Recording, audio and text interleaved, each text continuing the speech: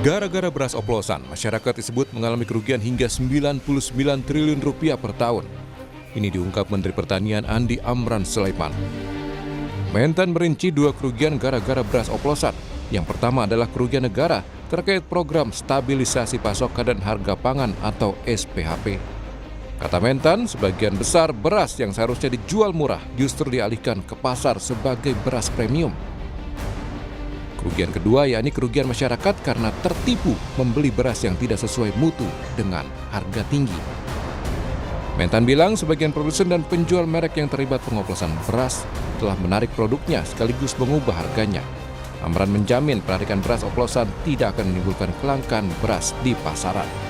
Yang kami cek itu ada penarikan sejak pemeriksaan. Sudah ada penarikan.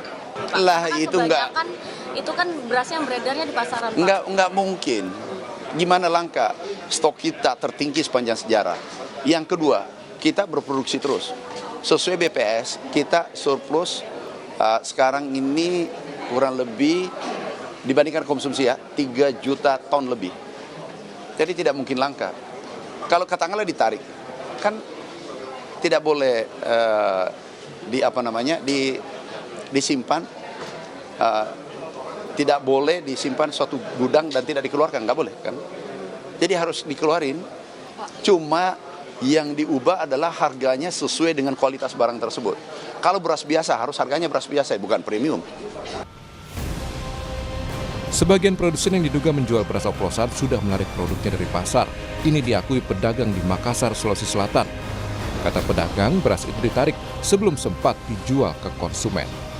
Apakah ada produsen yang datang untuk menarik berasnya kemudian mengganti? Ada yang kemarin sih, itu dari beras bisa sebut mereka. Nah, beras itu Fortune dari PT Wilmar. Nah, itu dia ditarik karena kadar berasnya dia cuma 99% katanya. Itu sih alasannya yang ku dengar, tapi tidak tahu juga bagaimana.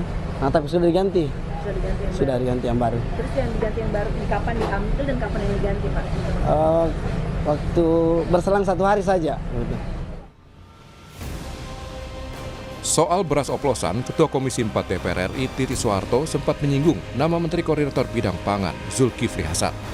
Titi meminta Zulkifli ikut turun tangan menangani permasalahan beras oplosan. Titi menegaskan kasus beras oplosan diusut tuntas, semua pihak yang terlibat ditindak tegas. Pemerintah juga perlu menarik beras oplosan yang beredar di masyarakat. Kita serahkan ke kementerian, itu kan ada Menko-nya ya, tolong Menko-nya tuh juga turun tangan, jangan diam-diam aja, supaya ini dikoordinasikan gitu ya, jangan sedikit-sedikit heboh ini heboh itu gitu ya, ini rakyat jadi bingung gitu. Ini kalau itu perusahaan-perusahaan besar ya harus kita nggak boleh lihat pilih-pilih itu perusahaan besar atau kecil, harus ditindak ya kalau memang itu betul salah, terbukti dia ngoplos gitu. Menko Pangan Zulkifli Hasan pun angkat bicara soal kasus beras oplosan. Katanya tak ada infrastruktur yang memadai terkait penanganan penjualan beras di pasar. Zulas bilang, salah satu cara untuk mengatasi beras oplosan yakni infrastruktur koperasi desa Merah Putih. Lewat infrastruktur koperasi desa ini, Zulhas yakin penyaluran beras bisa terhindar dari pengoplosan. Benar, karena pemerintah ini tidak punya infrastruktur. Ya, sekarang pemerintah mau operasi pasar kemana? Berasnya taruh di pasar kan?